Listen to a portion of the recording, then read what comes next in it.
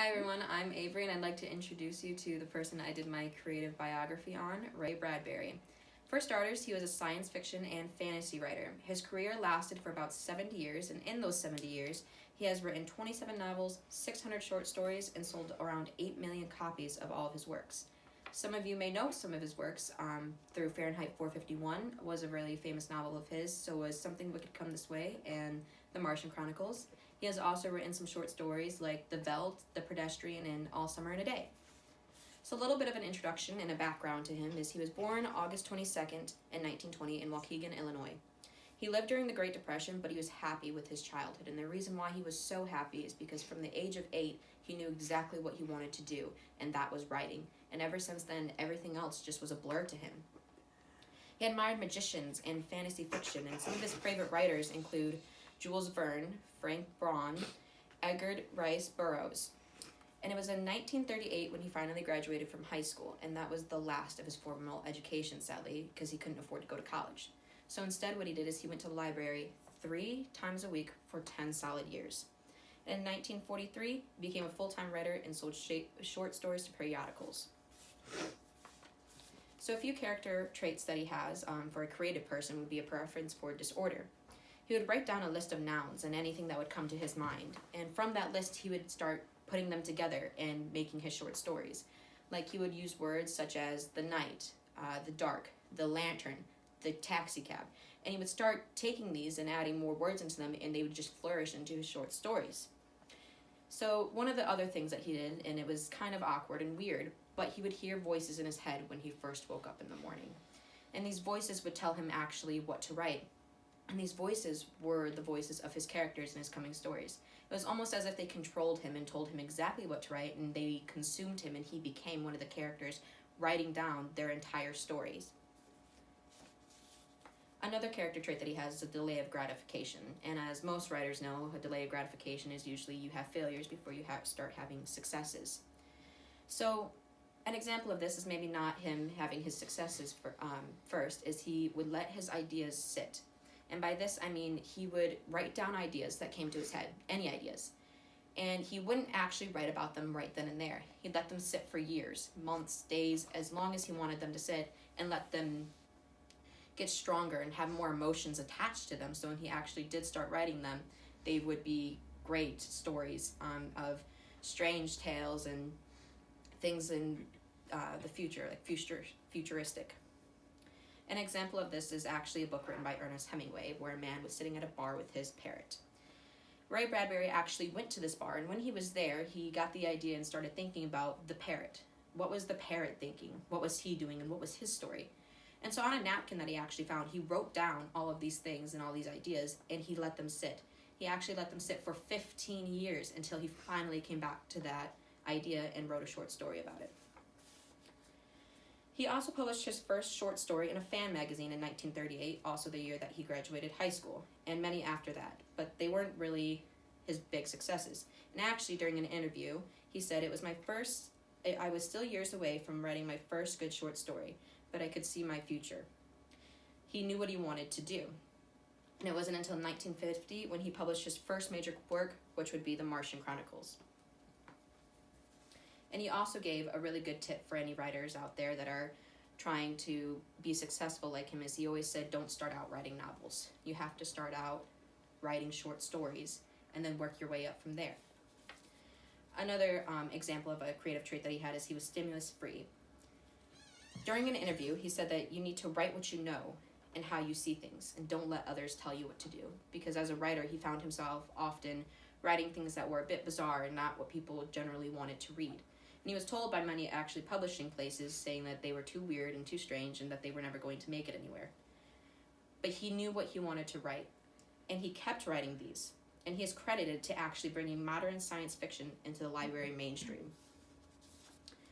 A final trait that he has is capacity for hard work.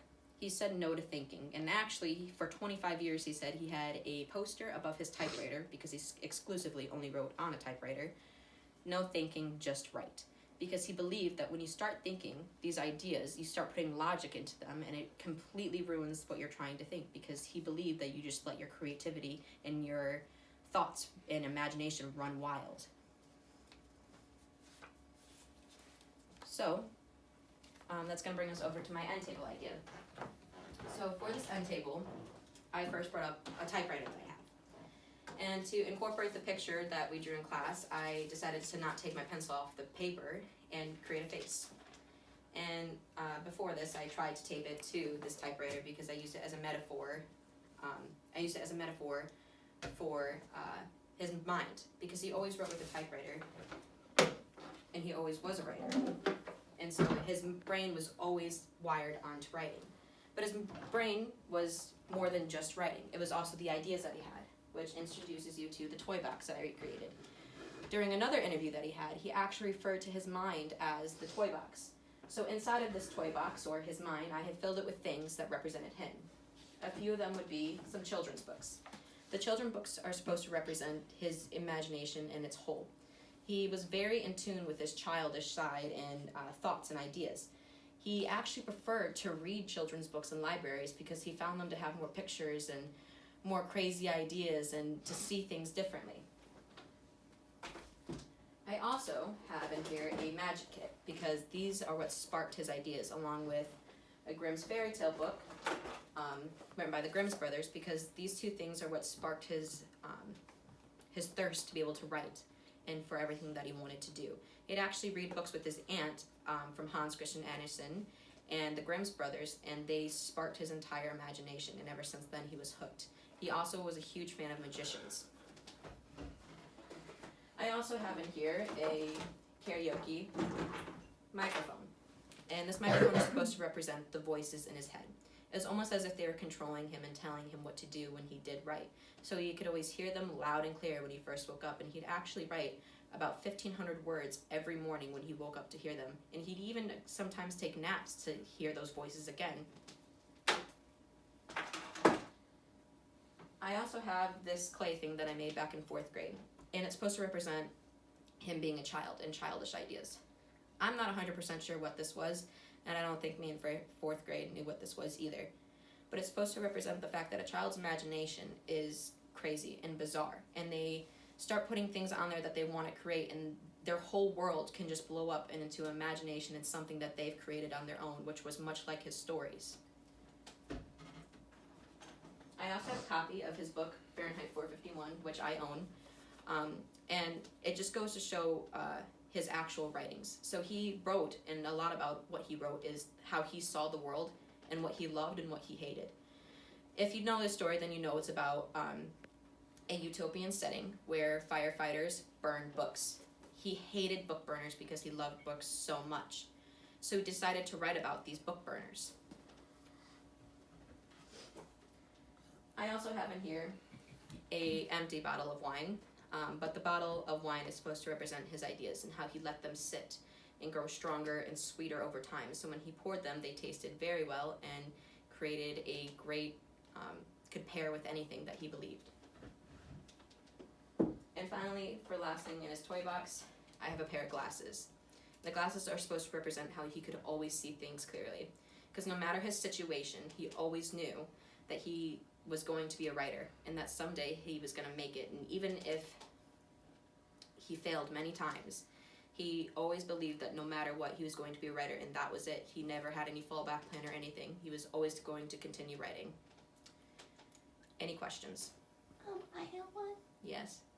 Why did you choose this person to talk about? I chose to talk about Bradbury because I am an aspiring writer. I love writing, and I just started getting back into writing back in middle school, but ever since then, I feel like I go along a lot with him, where I take my crazy imagination or dreams that I write about, and I think he's just an inspiring person to hear and read all of his stories. Any other questions? Yes? When did Ray die? He died at the age of 91. I don't know if I have his exact death date, but I know he did live to be 91, and I think it was actually in 2015 when he died. So why did he, even at that age, did he always use a typewriter? Yes. There was actually, he has written many screenplays. He actually worked with Alfred Hitchcock too in some of his works. And they actually created some of these things, but he said that he only would write with typewriters, and that is pretty much the information that I could find. Okay. All right, thank you very much.